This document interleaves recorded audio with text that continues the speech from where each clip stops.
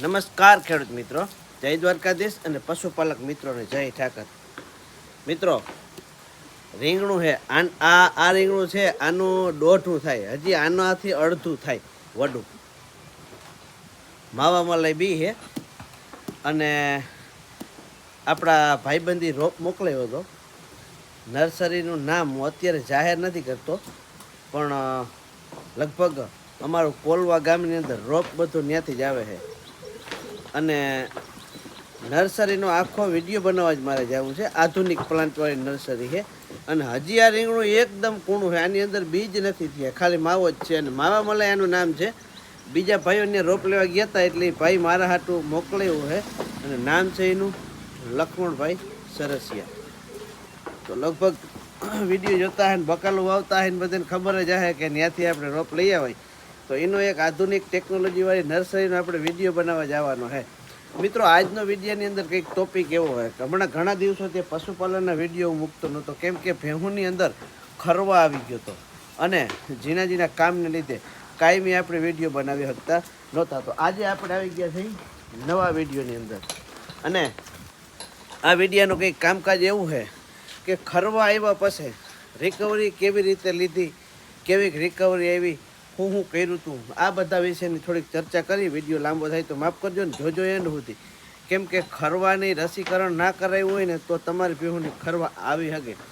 અને ખરવા વસ્તુ એક એની અંદર એવો જોરદાર તાવ આવે કે આપણા પશુનું ટેમ્પરેચર લગભગ 97-98થી 100 સુધી હોય અને એ તાવ આવ્યા પછી 105થી 106 સુધી થઈ જાય.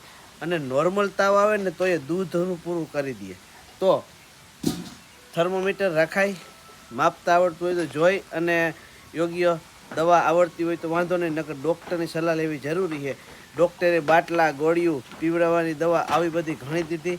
અને ત્યાર પછી મોઢાના ચાંદા હતા ને, આ મટાડવા અઘરામાં અઘરી વાત છે.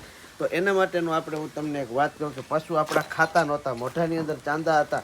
તો અમે હું કર્યું, ડૉક્ટરીની રીતે ઘણી બધી દવા દીધી, પશુ એકદમ રિકવરી થઈ ગયા.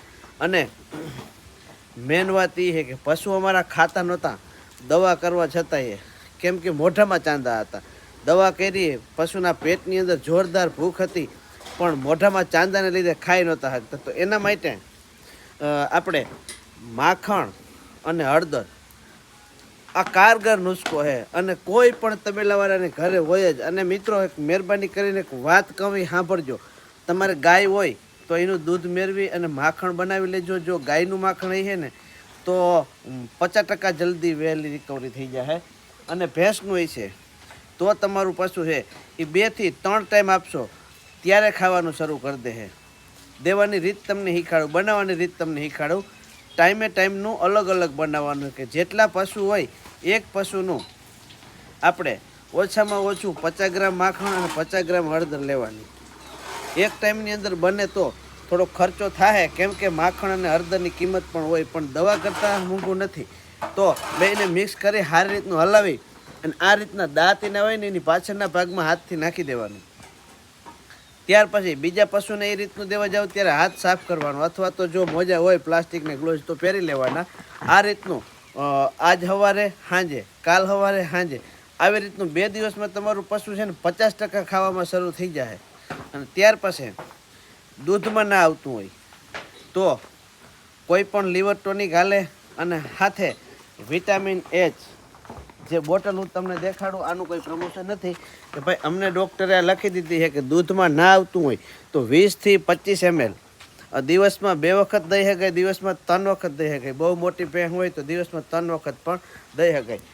ત્યાર પછી અમારા પશુને જ્યારે નિરણ હતી, નિરણીના મોઢાની અંદર તો એ આછું થઈ ગયું હોય એટલે કે એને ખૂંચતી હોય, જે લીલાણો હતો એ એને મોઢામાં ખૂંચતું હોય, આખું ખાઈ ન શકતું હોય. તો એના માટે આપણે આ નાનકડું નાગનું બચ્ચું હતું અને નાનકડું એવું નાગનું બચ્ચું હતું, એનાથી કાપી અને ખવડાવ્યું. હવે હું તમને વાત કરું કે ઓમ લક્ષ્મી એ વાળાનું ચાપ કટર છે, 2 horse પાવરની મોટર છે અને મસ્ત મજાનું છે. જો રિવર્સ ફોરવર્ડ આવે છે, આમ કરો તો ખાઈ ગયું હોય પાછું કાઢે અને આ બાજુ ઘોડાને કરો તો અવરું હાલવા માંડે. અને હું તમને લાઈવ ડેમો આજમાં પીલી અને દેખાડી કેવો માલ બને જોજો.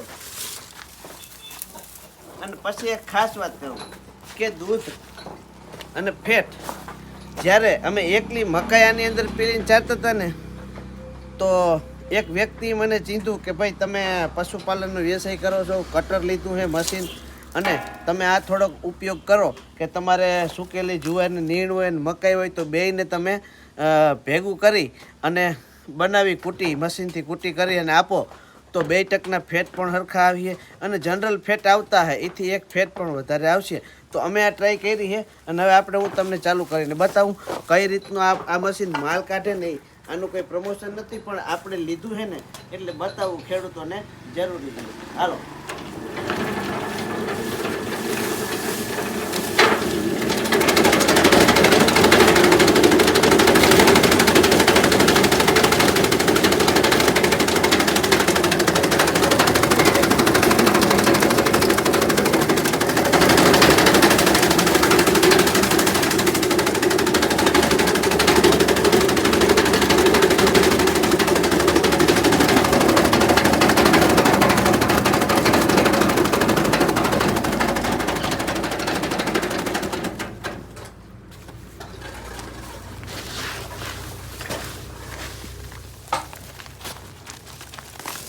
માલ જો માલ